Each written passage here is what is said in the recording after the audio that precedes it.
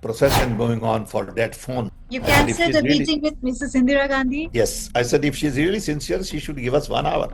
Rajiv Gandhi never asked me to change my nationality. I just went and did it because morally I felt it was not right. See, certificate of nationalization.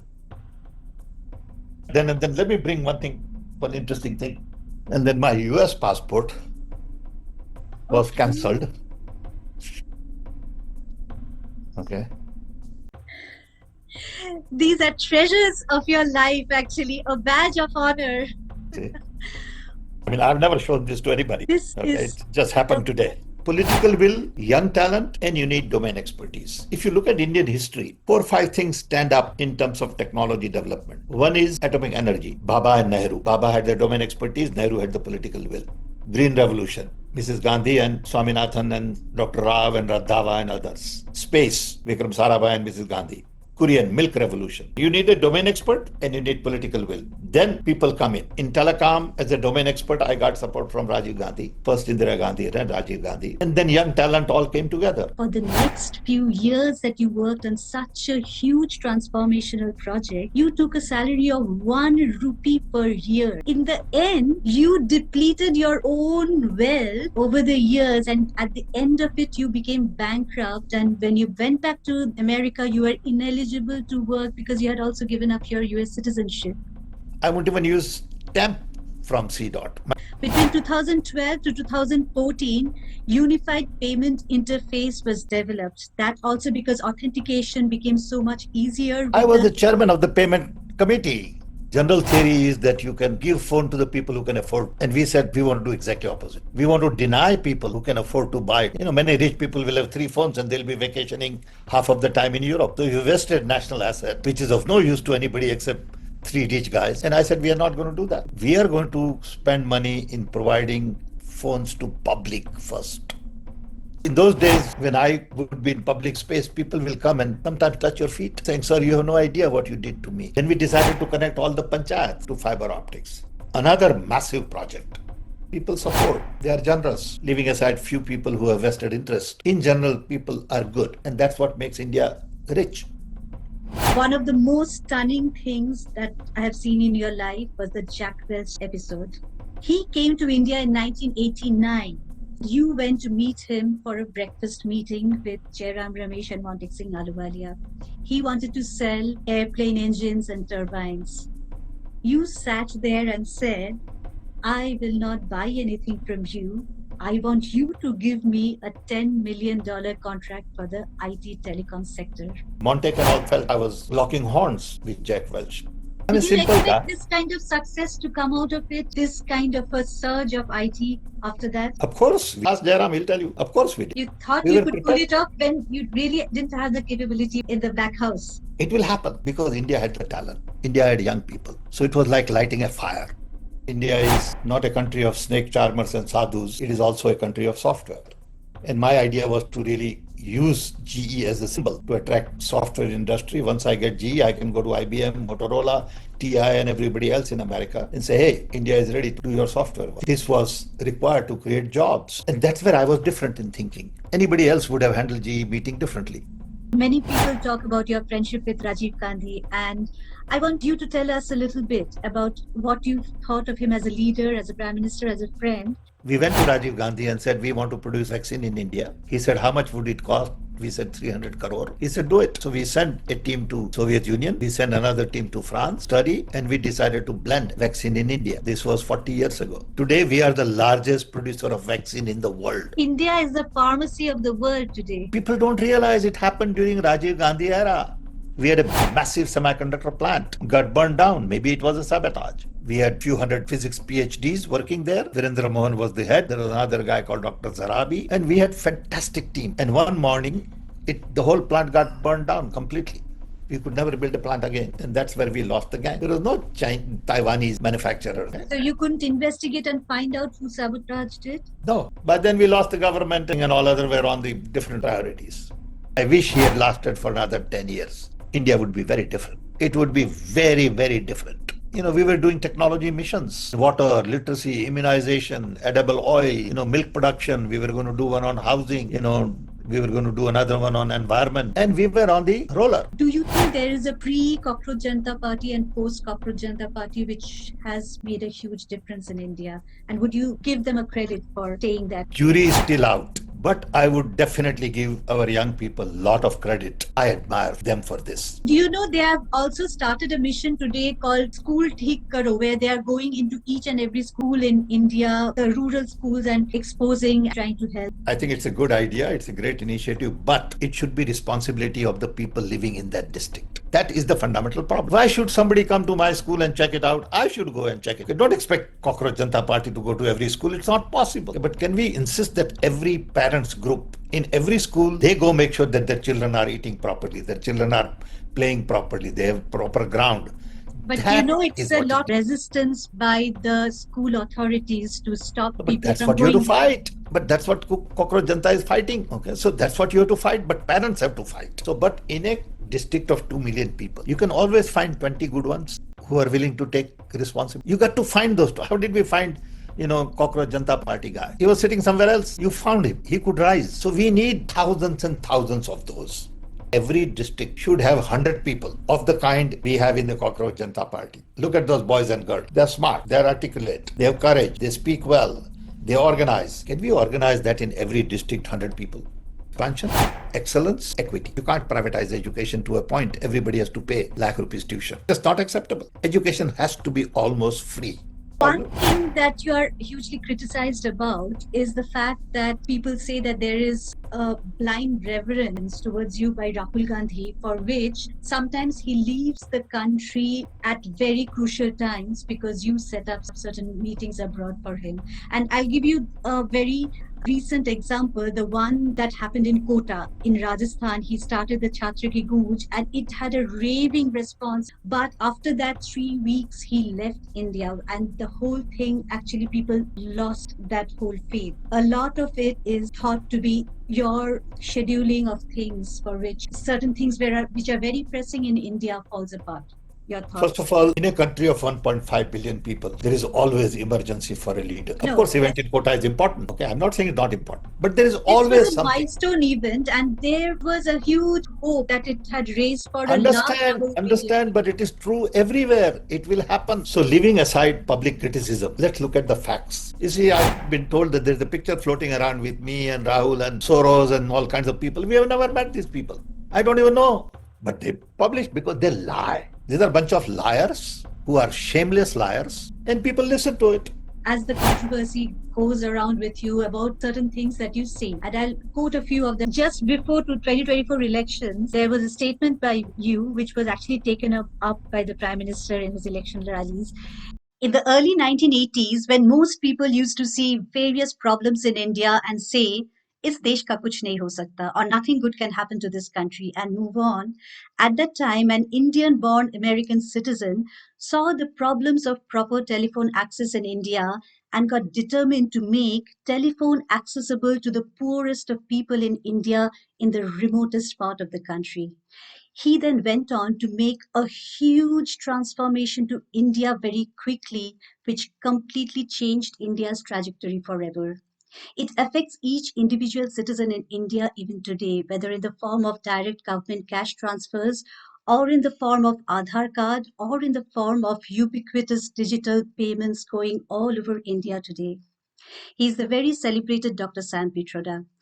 In this episode, I'll ask him about the extraordinary stories surrounding the telecom revolution in India, Sam Pitroda's much talked about close friendship with Prime Minister Rajiv Gandhi, and how he sees India's future from here on. Hello, everyone, and welcome to another episode of Jaya Talk Show.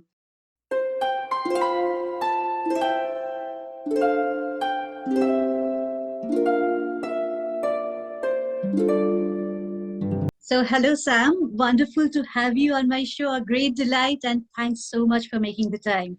No, thank you for the opportunity. I'm delighted that we could finally connect. That's true. But before I start, I want to say something. As someone like me who grew up in the 1990s and who has seen the huge difference of India before and after telecom revolution, And someone like me who comes from the IT sector and who has seen the huge exponential growth in IT post 1990, especially in the telecom sector, to us, your name is a hero's name. And I wanted to mention this for the audience because many in the later generations may not know, but this is our lived experience. And I want everyone to know that. Thank you. Thank you for your generosity. Really appreciate. Thanks so much. Uh, I will start with the first question, and this is actually before all this telecom revolution. You went to the US in 1964 for higher studies, and you didn't have the money. You went in a very convoluted way through ships and buses and trains, and finally a leg of flight. But by 1980, you became a millionaire because you invented the electronic diary, which became a mega hit. It is an extraordinary story. It also portrays an American dream, a humble immigrant going there and making it big. But what I also see there is a hidden Indian dream where someone from an ordinary background can reach that height through a sheer route of academic excellence. So I want to first start talking about what was your childhood like? Where were you born? What did your father do? I was born and raised in a small little town, almost tribal, in Orissa. My parents had very little education. My father had fourth grade education. My mother had similar. So we were all a product of a Gujarati family who had deep, deep connection with Gandhi, especially being in Orissa. The real connection with Gujarat was Gandhiji in those days. I'm talking about 30s and 40s. I was born in 42. And the whole environment at home was very Gandhian. We didn't have much money. So what did your But father do as a my helper? father started with a job with local contractor laying out railway tracks. Then when I was born, he asked for a raise from 20 rupees. Uh, for whatever reason, owner decided not to give him a raise. So as a young man, he got mad and quit, not knowing what to do next.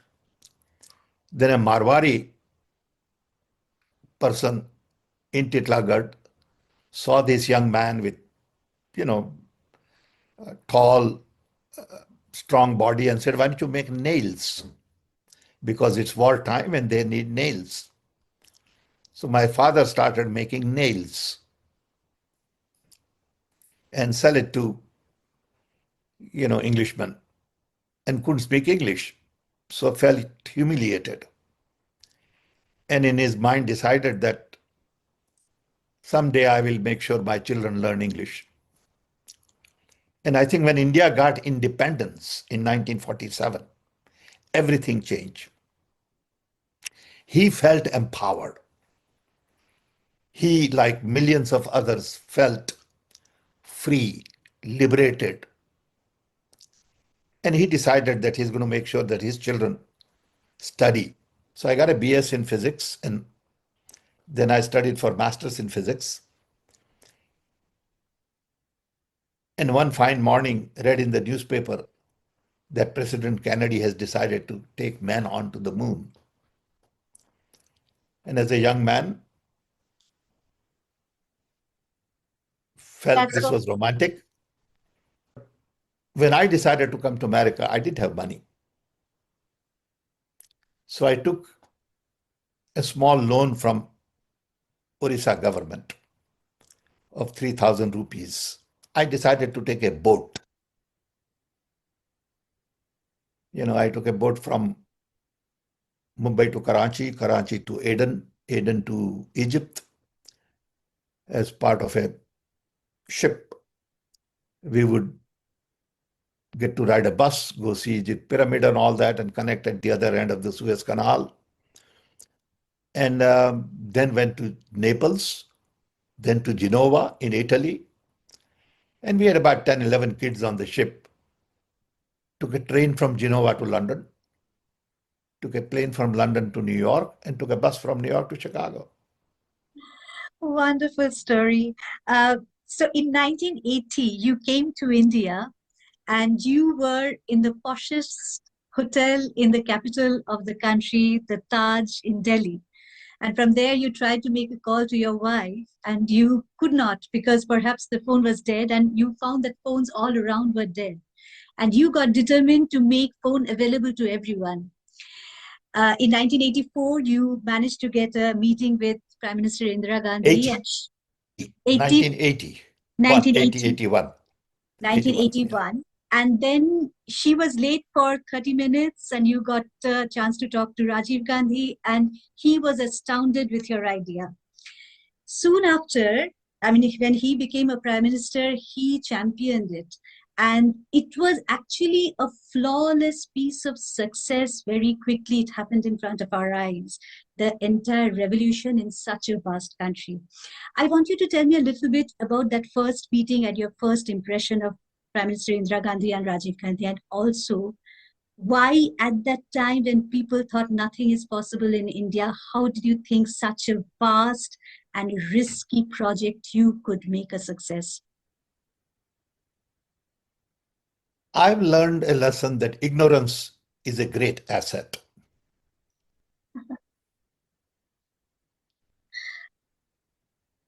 Since you don't know enough, you think it can be done. If you knew enough, you wouldn't even start it because it will be scary. Saying this will never happen. So in my case, ignorance helped me a lot. It helped us. Yeah. So, It helped the whole of India. yeah, I just, and also there are many things that have to come together. I always say that most important thing is political will. And Rajiv Gandhi and Indira Gandhi provided political will. So when I tried to call my wife and couldn't make a phone call, and then I saw from my hotel a procession going on for that phone. They were holding that phone on their shoulders and taking them to cremation. I thought that was pretty creative because phones didn't work in India. So a little bit of arrogance and a lot of ignorance said, I'm going to fix this.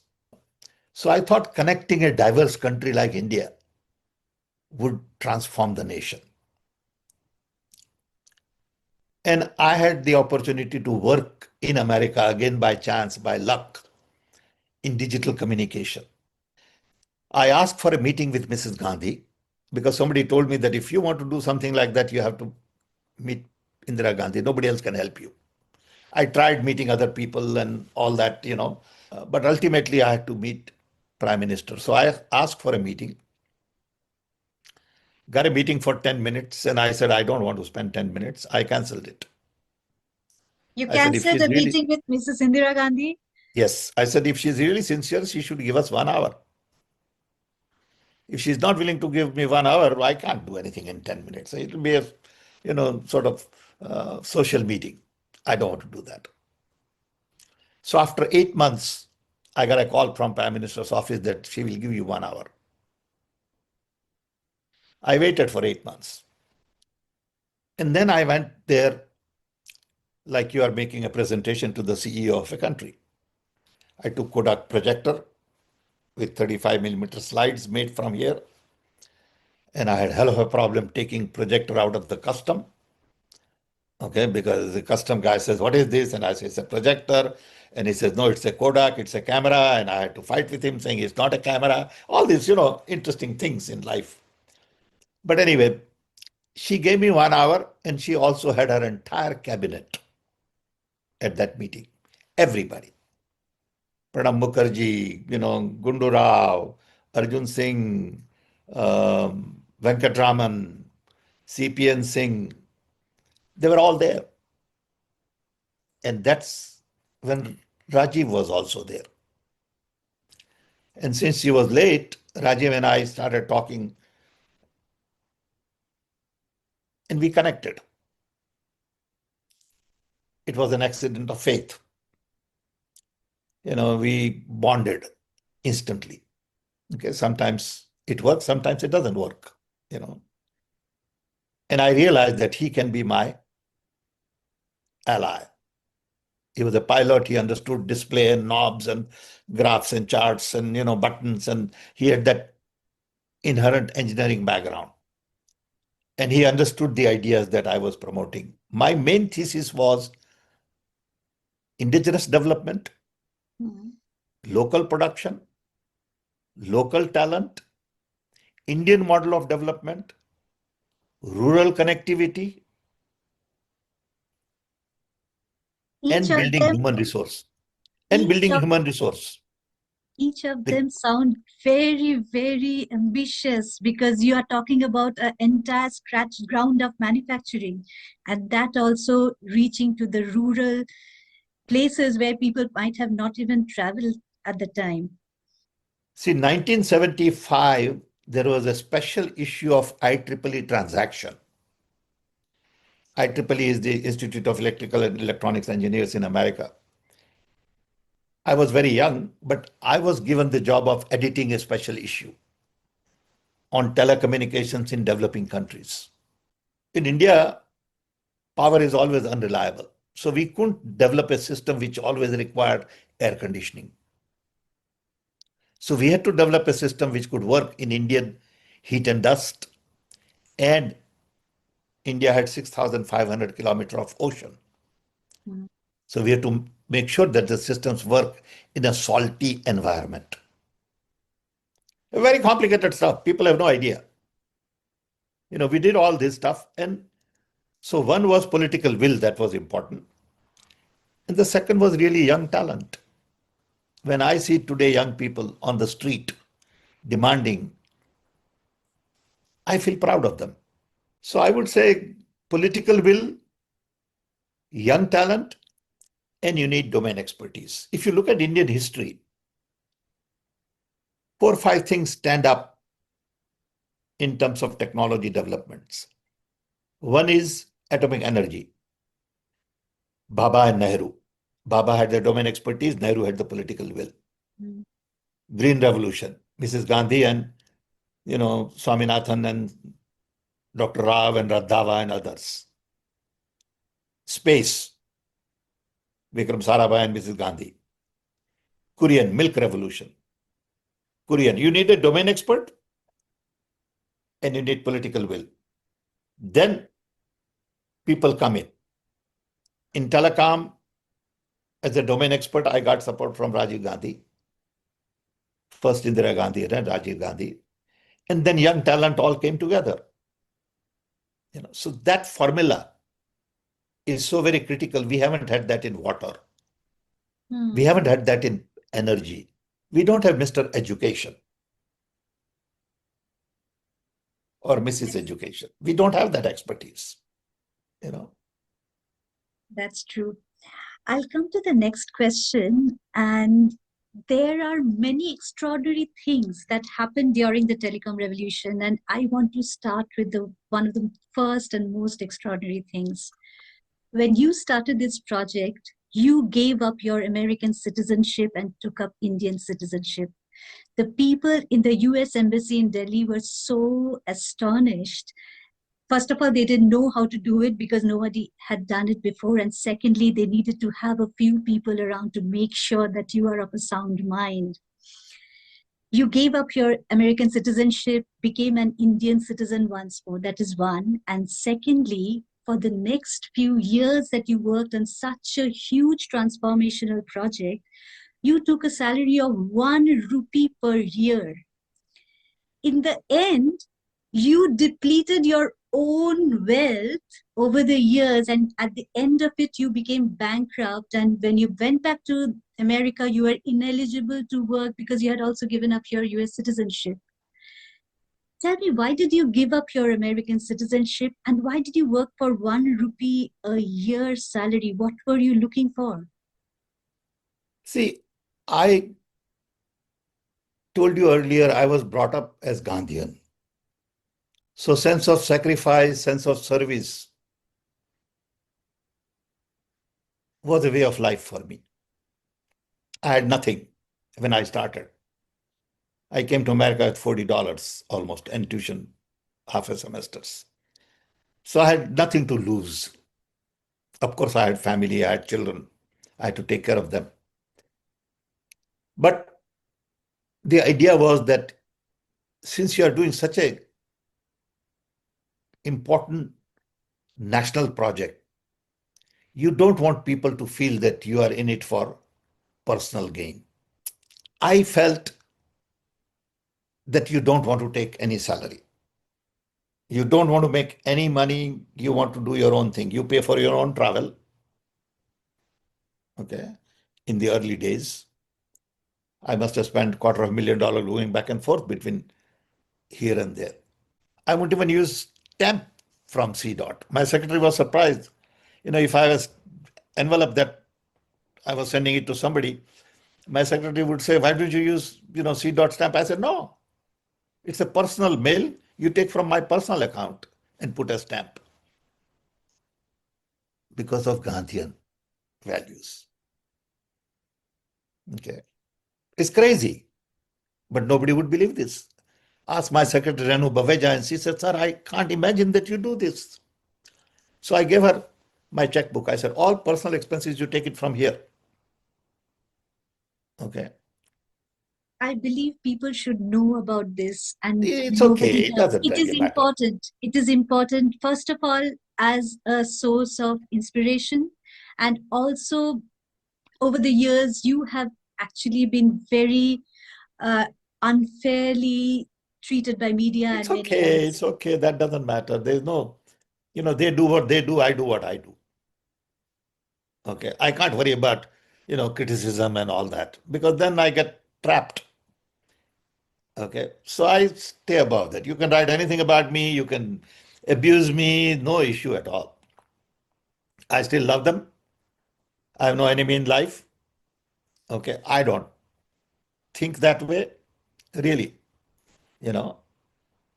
And So you are then still an Indian citizen I'm today. still an Indian citizen. So what happened is I was working very closely with Rajiv Gandhi. I used to be in his office on a regular basis, and I felt guilty that you could not be American citizen and be with Prime Minister of India all the time. And Indian media reports are such that somebody wrote saying CIA has planted a man in Prime Minister's office. So I decided, I said, nobody asked me to do it. Rajiv Gandhi never asked me to change my nationality. I just went and did it because morally I felt it was not right. So when I went there, they had no idea, like you said, how to do it. So they waited. State Department sent them 2 volumes. This was again 45 years ago, 40 years ago. They read it and they said, "Look, you need to come here with 2 witnesses and take oath that I'm not under drug, I'm not under political pressure to change my nationality. I'm, doing it on my own will and this and that." Then 2 people will have to sort of witness this and also say that I'm sane, I've not gone mad and all. And then I was told that I'll be stateless. I will have given up American nationality, but I won't have Indian nationality because it takes time in India to get Indian nationality also. So you'll be stateless for several years and you won't be able to travel Several years. because it's like here you get 5 years to have, green card and all that. There is a procedure in India also. So you were stateless for five Here, here, years. here. So listen to me. So um, I said, don't worry about that. I will deal with the Indian nationality. Because that night I had to go to Soviet Union for a meeting. Okay, I used to work with Rajiv, so we had a lot of important things to do. We were doing something on science and technology exhibition in Moscow, Leningrad, St. Petersburg, that is, and Tashkent. So I was heading that operation. So I gave up my citizenship around 3:30. I went to a judge at 5 o'clock, and I had my Indian nationality at 5 o'clock, 5:30 years. Okay. In fact, it is. So I got this thing immediately. Okay. You've kept it all these years. Of course, of course. How could you not keep it? You know, see, certificate of naturalization. So incredible. Okay. It's so And precious. It's so precious. I mean, I it is. got it done right then and then. Let me bring one interesting thing. And then my US passport was Okay. cancelled. Okay. These are treasures of your life, actually, a badge of honor. See? I mean, I've never shown this to anybody. This Okay. is, It just happened today. I'm so honored. So then, I remain Indian citizen. After Rajiv Gandhi died, I ran out of money. I had to come back to America to earn. I had no visa to come back. So I came as a tourist. But as a tourist, you couldn't work here. So I started a business in my wife's name and children's name in Milwaukee. I built that up. And then I decided to, this small business didn't interest me. Making money never interested me in life. Enough money is good enough. I wear same pair of shoes. My wife buys everything for me. I don't go to shopping. Even my suits, my shirts, I can wear, shoes which is all torn, and somebody will say, "Hey, your shoe is torn," and my wife will bring me another pair of shoes. So it doesn't matter to me. So then I felt I should do something more important. So I started a bank in London to privatize telecom in emerging markets. This was for the United Nations. So I became chairman of a bank called WorldTel, started by UN with funding from GE Capital, AIG, and Intel. And I spent 7 years in London, commuting back and from between Chicago to London. And that was interesting because I could privatize telecom in all emerging markets, especially in Africa, Latin America. I travel all over the world, travel to China, travel everywhere. People don't know these things. It's all documented, but nobody understands. Such incredible things. I want to tell something actually that people do not know, that much of the inclusive and progressive things that goes around in India today is a result of the telecom revolution. Absolutely. And much of it nobody knows of. I tell you Absolutely. a few things. I'll give a few facts out. 2009, 2010, Aadhaar was rolled out, and this was on the basis of the penetration of high-speed mobile connectivity into the interiors of India. 2013, based on this Aadhaar rollout, the first direct government cash transfers was possible. It was done by the UPA government. Between 2012 to 2014, unified payment interface was developed. That also because authentication became so much easier. I was the chairman of the payment committee. That's true. You see, And people don't know that, Nandan that's and I chaired the Payment Committee of India. that's true. We It laid is out not. all the work. Okay. That's true. And it actually rolled out officially in 2016 by Raghuram Rajan, Dr. Raghuram Rajan, but this was planned between 2012 and 2014. Yeah. The whole India's face changed because of this direct government cash transfers, these unified payment system, and the ubiquitous digital payments that are possible today in India. These are some of the things we know. I want you to tell me, what do you consider was one of the most striking effects of the telecom revolution on the social aspect of India? Maybe something that surprised you as well. The most interesting thing to me was STD PCOs, where we decided to install large number of STD PCOs at pawn shops, pharmacies, managed by handicapped people, so that people can go there and make a phone call, but they don't have to own a phone. So we decentralize communication. General theory is that you can give phone to the people who can afford to buy. And we said we want to do exactly opposite. We want to deny people who can afford to buy 2, 3 phones. Many rich people will have 3 phones and they'll be vacationing half of the time in Europe. Okay. So you vested national asset, which is of no use to anybody except 3 rich guys. And I said, we are not going to do that. Okay. We are going to spend money in providing phones to public first. So STD PCOs were the main focal point through which we connected people in remote area of India to New York. You can go at pawn shop, make a phone call to Chicago, pay, whatever, 10, 20 rupees or it is, and then be done with it. Okay. That really transformed. I'll give you so many simple examples.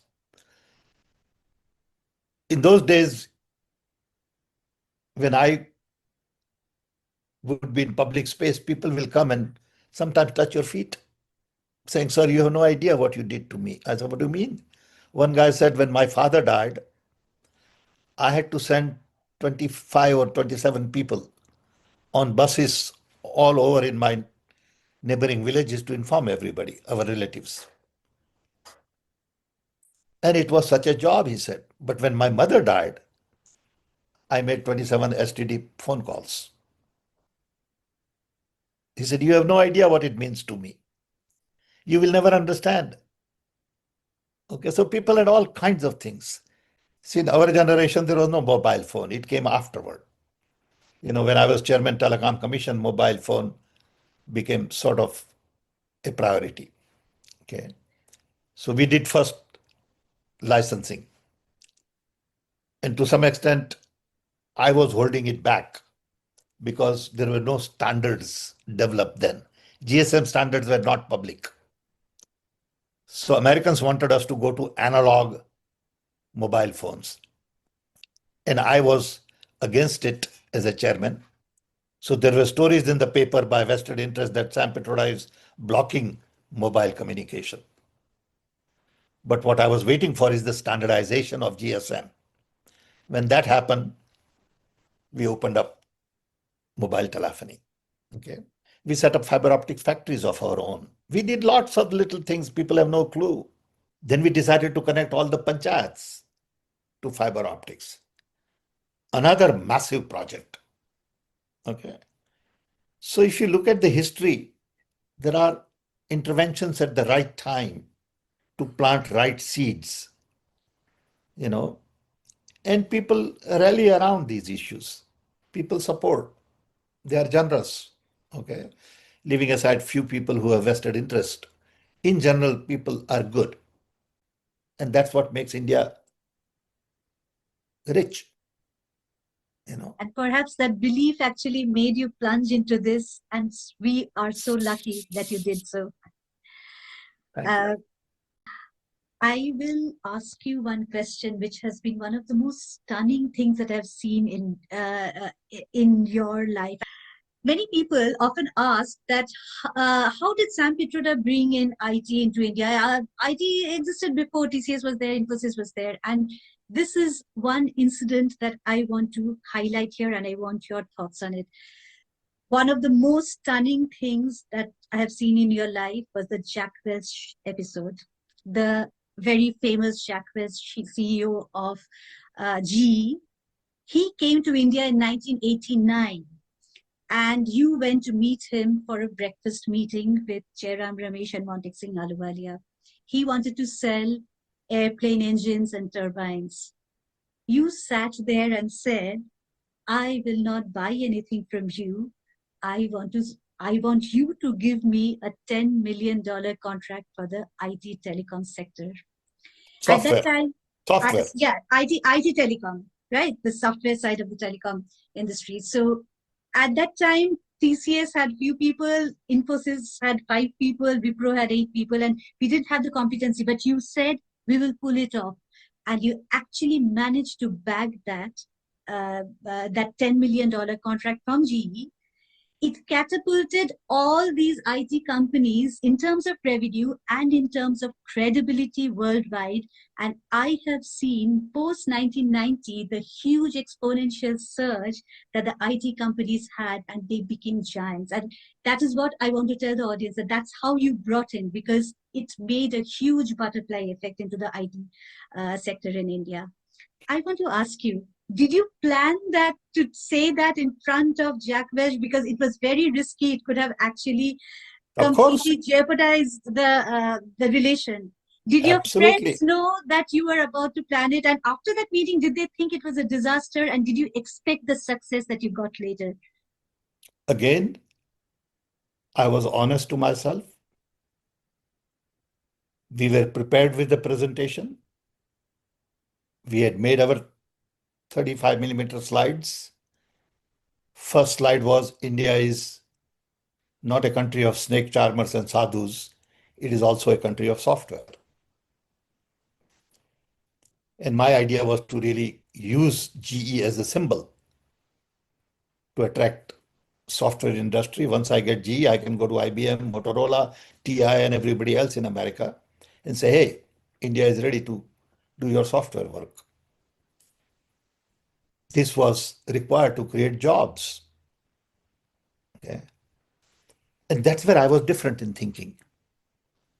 Anybody else would have handled GE meeting differently. Okay.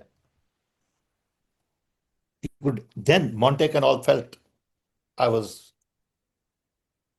locking horns with Jack Welch. To me, it was okay because that was my goal. Okay.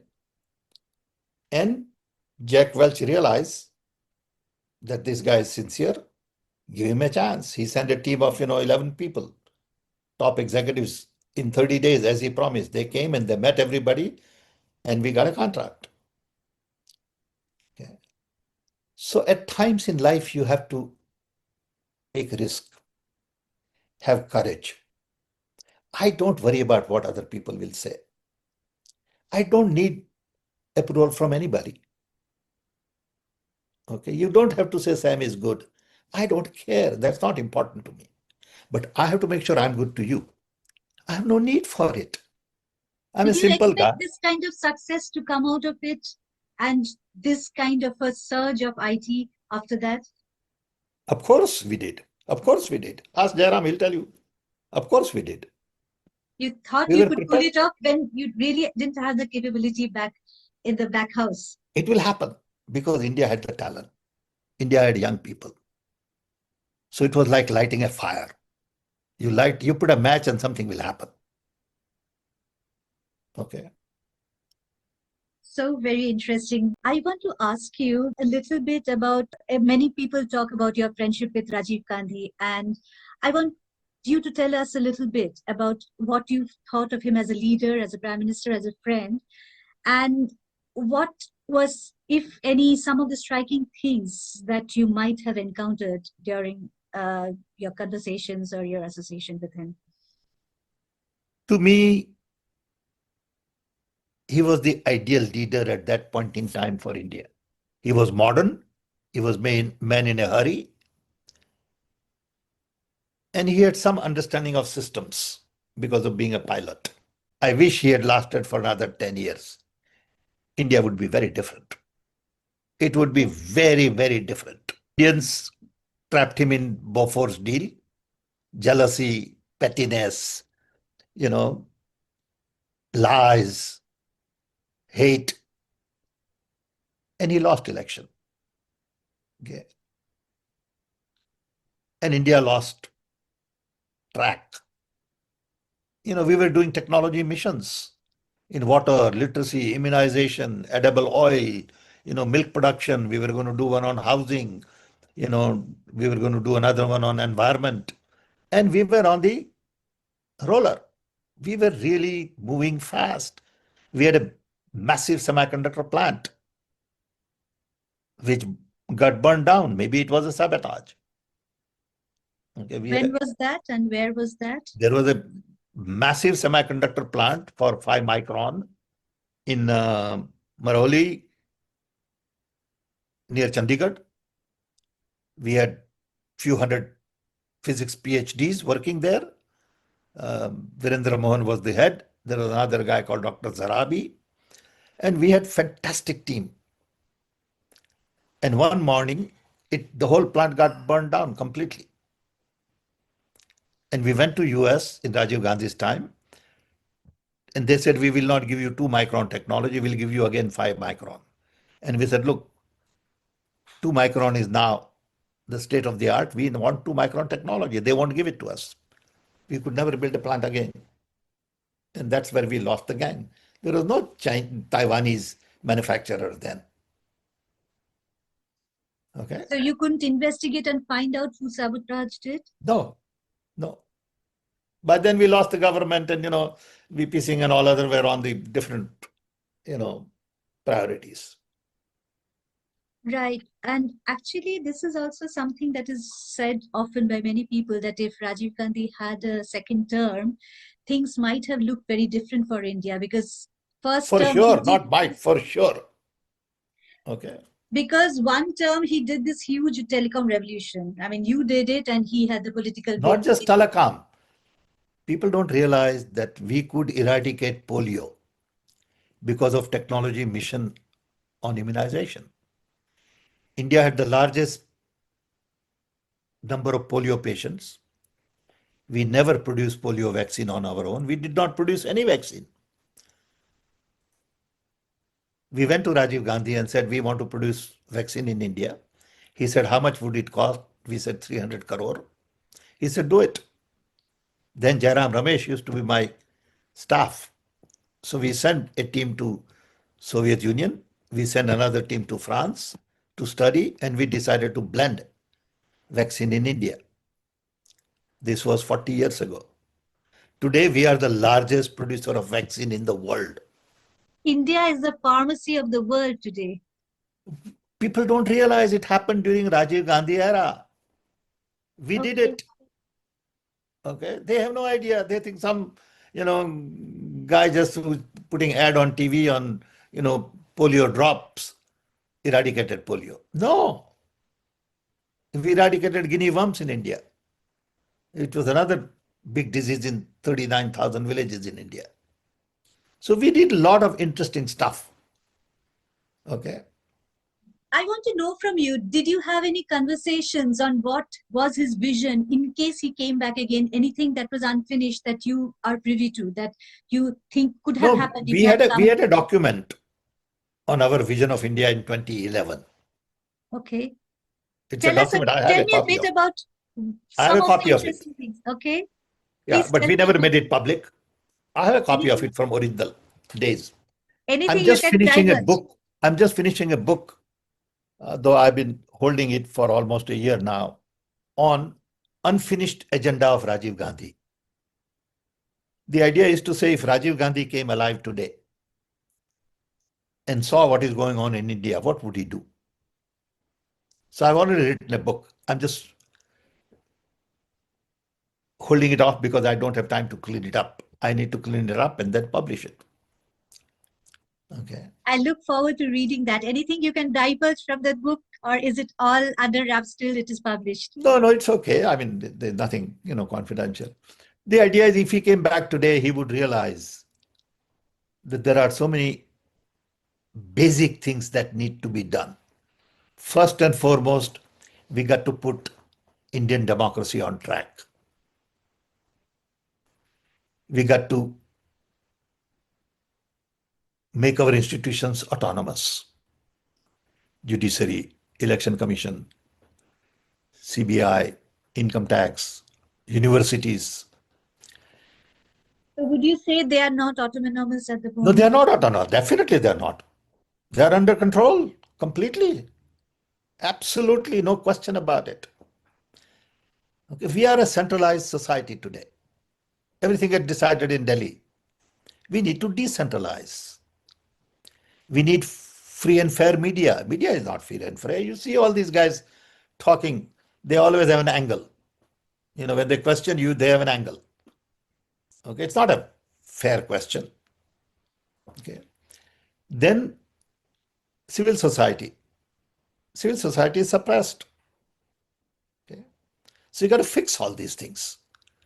And then you got to really decentralize to a district level administration. Everything should be decentralized. Education, health, should be decentralized. This is what Rajiv Gandhi would do. This is what he started in Panchayat Raj that we could not finish. Okay. Very interesting. And I would also like to ask you that there is a huge upheaval going on in India at the moment with the Cockroach Janata Party. Everybody knows about it. What are your thoughts about it? That the fact that they boldly did a protest at a time when any kind of dissent of the government is maligned and made to look like treasonous, and the fact that they stayed there, do you think there is a pre-Cockroach Janata Party and post-Cockroach Janata Party which has made a huge difference in India? And would you give them a credit for staying that? Jury is still out. But I would definitely give our young people a lot of credit. See, unfortunately, these kids have not seen any other government. They don't know how nation got built. They don't know anything about technology missions. We had a National Knowledge Commission where all of these things were discussed. On that. They don't know. Our kids don't know. Okay. They only know what BJP did. But they are beginning to realize that our schools are in a mess. Our midday meal program doesn't do justice. Kids have to eat food with bugs. Bathrooms are not clean. Teacher doesn't show up. Schools are closing. So kids are now demanding from bottom up. I had said a few weeks ago that if I was father of a girl going to school today in India, I would go visit her school every few months. And I would offer to paint the school. I would offer to fix their bathrooms. I'll offer to install a bulb, a camera. I would do that as a father of a child. In India, people don't do that. I mean, how can you leave it to government where your kid is eating midday meal program and never go and check what kind of food they are given? So I blame civil society and parents as well. Okay. It is their responsibility to make sure. Why should you rely on government? Okay, so the kids are basically saying, hey, you got to take charge. And I admire them for this. Yeah. And they have also started a mission today called School Theek Karo, where they are going into each and every school. This Cockroach Janata Party, the core team are going to each and every school in India, the rural schools, and actually trying to help. Do you think it's a great initiative? I think it's a good idea. It's a great initiative, but it should be responsibility of the people living in that district and not a central authority. That is the fundamental problem. Why should somebody come to my school and check it out? I should go and check it out. Okay, don't expect Cockroach Janata Party to go to every school. It's not possible. Okay, but can we insist that every parents group in every school, there is an advisory board of civil society. In every school, there is a parent association. They go make sure that their children are eating properly, their children are playing properly, they have proper ground. But it's a lot of it. There is a lot of resistance by the school authorities to stop people from going. That's what you have to fight. But that's what Cockroach Janata is fighting. Okay, so that's what you have to fight. But parents have to fight. So, but in a district of 2 million people, you can always find 20 good ones who are willing to take responsibility. You got to find those. How did we find, Cockroach Janata Party guy? He was sitting somewhere else. You found him. He could rise. So we need thousands and thousands of those and not expect a central model that Cockroach Janata Party is going to solve all the problems. No. That is, I think, what they're trying to do. They're trying to mobilize people from all over the country to join Exactly. this cause. It's But you not a got to- party, it's a No, cause. but you got to structure so that every district should have 100 people of the kind we have in the Cockroach Janata Party. Look at those boys and girls. They're smart, they're articulate, they have courage, they speak well, they organize. Can we organize that in every district, 100 people? Then you have it made. Hmm. So the task should be to really find 100 courageous young people in every district to take on these causes of their district. Don't worry about India. Worry about your own district. That's true.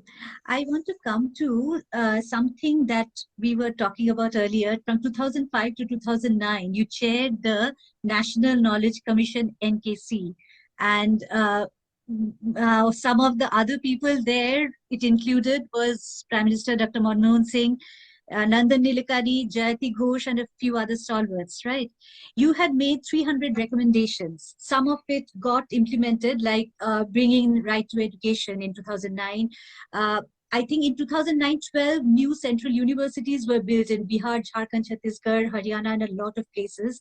You wanted to expand IITs, IIMs, a few of them have got done. But by 2014, that NKC proposal was actually almost consigned to the dustbin.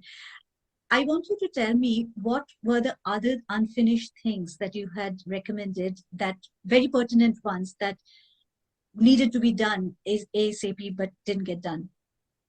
Okay, we focused on 5 areas of knowledge. Access to knowledge. I'm always great believer in access. So for that, we needed to handle libraries. So we said we are going to modernize our libraries. We are going to make literature available in all Indian languages. So a good book in Tamil is available also in Gujarati or Bengali. Okay. Who So we translated? created It was translated. All of Yeah. We set up a whole institute in Mysore for translations. Okay. Then affirmative action programs. Okay. So libraries, translation, affirmative action program, national knowledge network, all these were ideas, about 7 or 8, to improve access. National knowledge network is required to improve access. Translation is required to improve access. Libraries are required to improve access. In each of these, we had experts. In library session, we'll have 100 librarians come together. Knowledge network meetings I used to go to, there'll be, 50, 60 top people from India, including Dr. Chidambaram and others, Dr. Marcel Kurs and others who helped drive this. Okay. So a lot of that work got underway. Second was knowledge concepts. Primary schools, secondary schools, vocational education, distance learning, university education, engineering, medicine, legal. How do we get more kids into PhD programs? How do we get more kids into math and science? So there are recommendations on all of these. These things still needs to be pursued. But when you have a government which puts your vice chancellor as somebody from RSS, you're finished. Okay, you don't have qualified people to do these things. Okay, it has been politicized. Then we said we need 1100 universities. We had 380. People used to laugh, saying, "Are you crazy? India has today 1100 universities." There's 1300 now. Yeah, we need more. Okay, because more of our kids need to be able to go to higher education. Hmm. The problem today is education is too expensive. I think So- you recommended 1,500 universities for a complete youth Exactly. enrollment But that's program. happening. That's happening. Taking little time. Okay, but that is happening. Okay. So there are three issues really in education. One is expansion. We are closing our schools. We need more schools, but we are closing our schools because we are privatizing it. Education has to be the state responsibility. I got my master's in physics for $10 or $20, something like that. Okay, 6 years of college. School was almost free. Okay. We cannot walk away from state responsibility in education and health. So one is expansion. Second one is excellence. The quality of education is pretty bad. Our kids can't read, write, comprehend, multiply, or whatever. Third is equity. We have to make sure that the poorest of the poor can get the best education possible. Those are the three fundamental challenges in education. Okay. The third thing beside concept was really creation of knowledge. Who creates knowledge? How knowledge is created? Innovation, entrepreneurship, and all that. Then application of knowledge in agriculture, health, and governance. And then use of knowledge in governance. So 5 main areas, 27 subjects, 300 recommendations, roughly, I would say 2,000 people involved in this process of discussion, dialogue. Okay. How many do you think were implemented? Lot of things were started, implemented, and lot needs to be done. Somebody needs to review it systematically right now and saying what was done and what was not done. Okay, I lost touch after 2014 because I said these guys are not going to do it. So why worry about it? And I want to know that since education is now at the core of the entire protest, entire upheaval going on in India, if Congress were to come to power and if you were to advise today's context, what would be your top 3 things that you would advise for education upheaval? I would like to go back to Knowledge Commission report, set up another committee of people who are engaged today, because these people were 20 years ago almost. Request them to review the report, reassess, redo, and come up with a new plan for education with focus on expansion, excellence, equity. But you can't privatize education to a point. Everybody has to pay lakh rupees tuition. Just not acceptable. Okay. Education has to be almost free. And your recommendations for creating the quality and the excellence, what would it be? Today you have better tools than we had 20 years ago. Today we have AI. Today we have better terminal equipment, whether it is laptop or smartphones.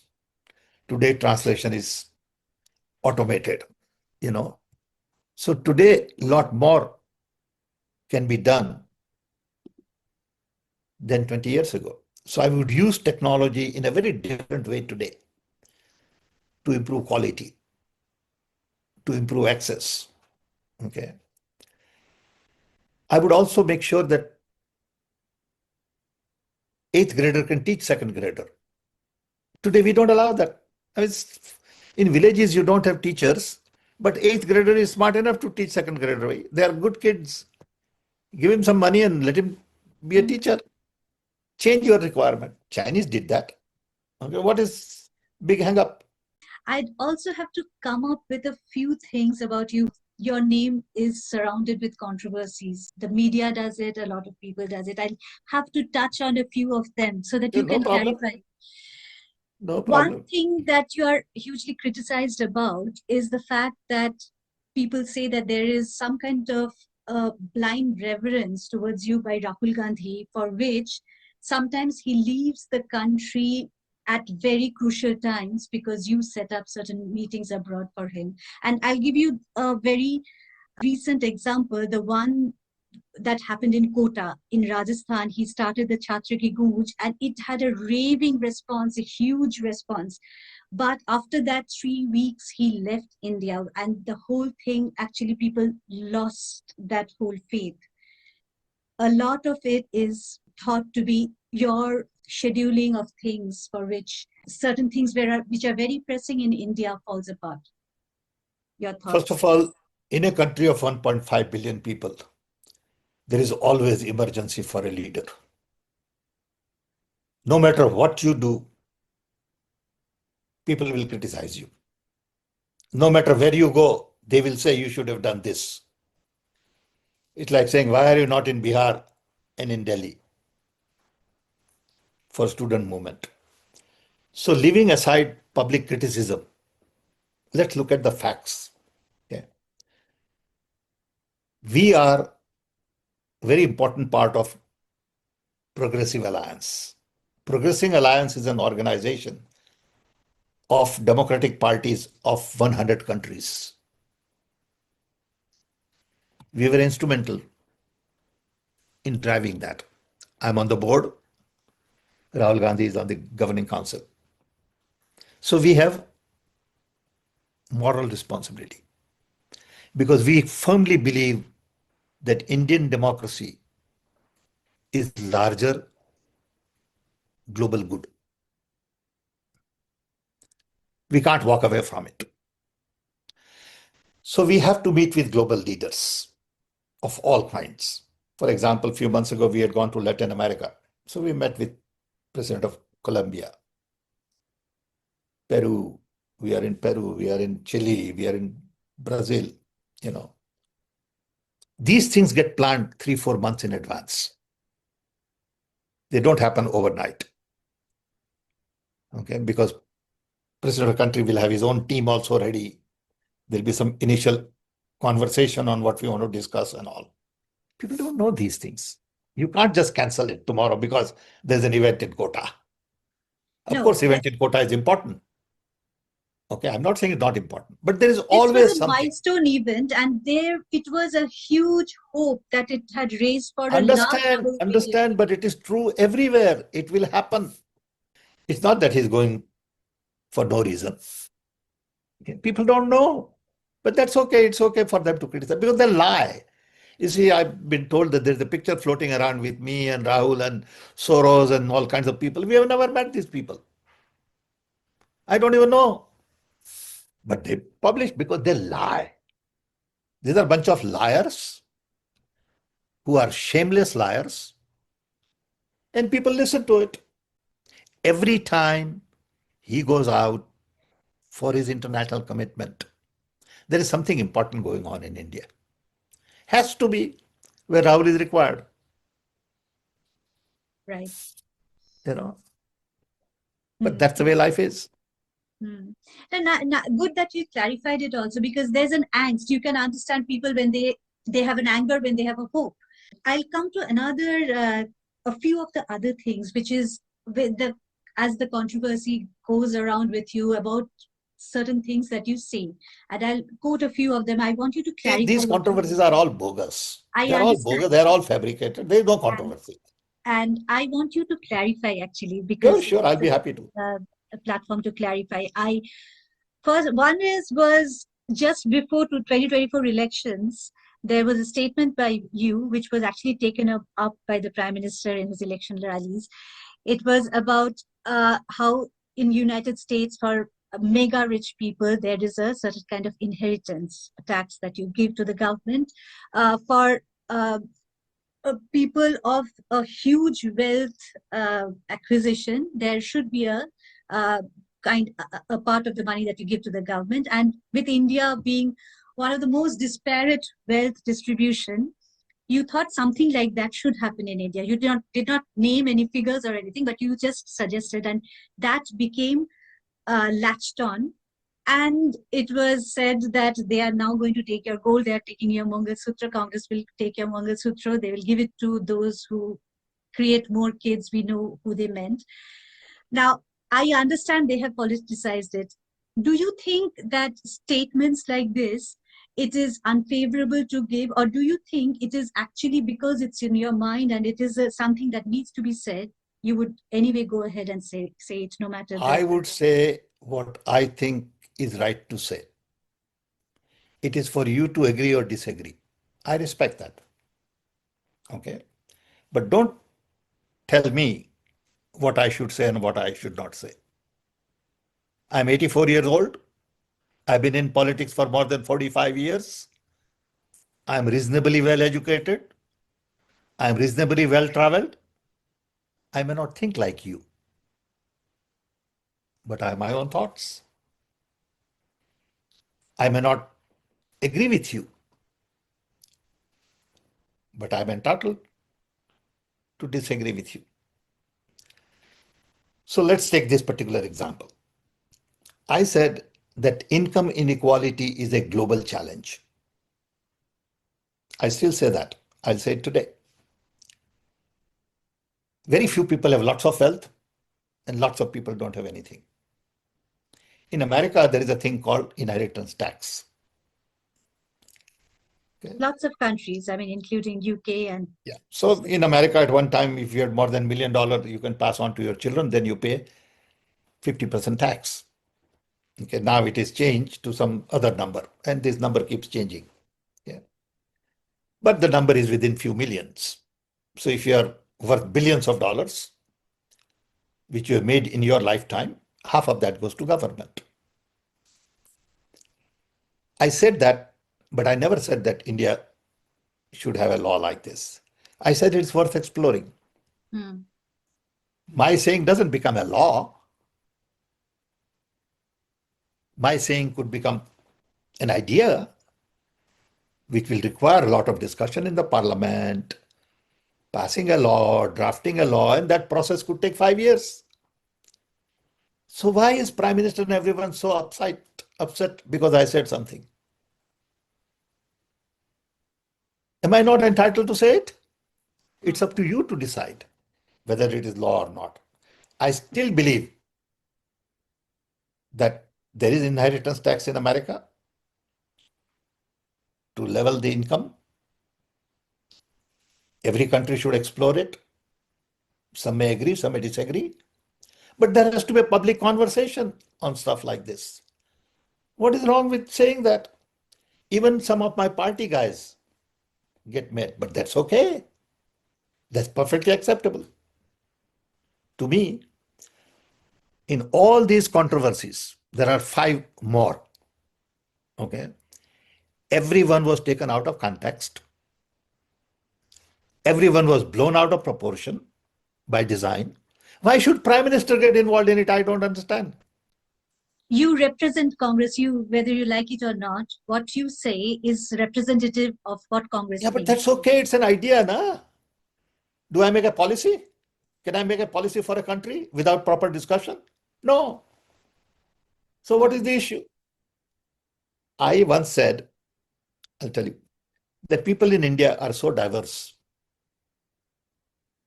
that people on the east look like Chinese, people on the north look like Europeans, fair skin, people on the south look like Africans. Now, what's wrong with that?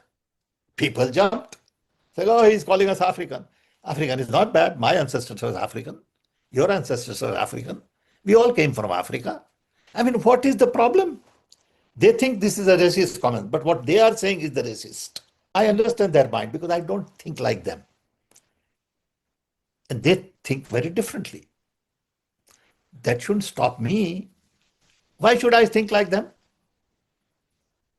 I don't want to think like them. I want to think like what I have learned. Okay. In the process, if I make a mistake in communication, you can point that out. I'll correct myself. I have no issues. What about your statement about feeling at home in Pakistan or Bangladesh or Nepal because we have... I do, but what is the problem with that? Okay, I feel at home. I don't see any problem. I was in Bangladesh for a week. I was at home. Hotel, the tailor. There was a tailor on outside my hotel. I went to him. I had some shirts stitched. Perfectly normal, as if I'm at home. Nobody hurt me. Nobody argued with me. Nobody said, "Hey, you Indian, go back." Nobody said you are, terrible people. No, everybody treated me with great respect, dignity, right dialogue, conversation. And how could I say that I didn't feel at home? I would be lying to myself. Humanity is far beyond religion to me. Humanity is far beyond nationality. Okay. I believe in humanity. Okay. Other human being is equally good, equally competent. He may practice whatever he wants to practice. He may eat whatever he wants to eat. I have no problem. But there Okay. is a huge politics involved, and you understand how aggressive is the ruling party now towards the opposition. That's Would you okay. would you consider being putting all your statements to a wrap at the moment, or would you think that it's not right? I would speak my mind, continue to speak my mind I on this. have to speak my mind. I always do that. Even if people warn me many times, you know, I said, too bad you have done your job. I got to do my job. My last question is: where do you see the biggest hope in India? Where do you see India going in the coming decade? I am worried about India. I am very worried at this stage in my life. I'll turn 85 soon. And I didn't want to see India at this stage, at this age. I want thriving democracy in India because that is the core of India. Diversity of languages, culture, festivals, dance, music, people looking different. I think that is what India is. Indian diversity has to be celebrated. So, one, I want democracy to be back thriving and not decided by a bunch of people in the parliament and bunch of leaders who just create threats for people, manipulate judiciary, harass through income tax office, bring police to you. That's not the India I want. I want people to feel empowered. Because if Indians feel empowered, they'll do everything, like my father did. He felt empowered because India became independent. Mhm. People don't realize the contribution of Gandhi and our independence movement. It's not about just constitution. It is about empowering millions in their mind, saying, now I'm free and I can do anything. My father would have never thought the way he thought under British Raj. He thought the way he thought about his children because 47 gave him independence. So you got to think very differently. And for that, you need to really decentralize everything. Right now they're trying to get more MPs. It's a wrong thing to do. Okay, we don't need more MPs. We need MPs at the district level. We need MP to be responsible for his district. Okay, today MP goes to Delhi and has parties. Okay, he should be responsible for his district. What is happening to his district? Roads, water, air, schools, hospitals. Is it primary healthcare center running properly or not? We have no district level government. Okay? What gives you But then, hope in India at the moment? if people of India feel empowered, like what Cockroach Party is doing and young people are doing, it will be a different nation in 20 years. That's a wonderful thought. Thanks so much, Sam, for a hugely candid and such a expansive conversation. So much I learned about it, and I guess the audience will know so much from this. Thanks very much once more for coming on my show and talking on so many different things. Okay.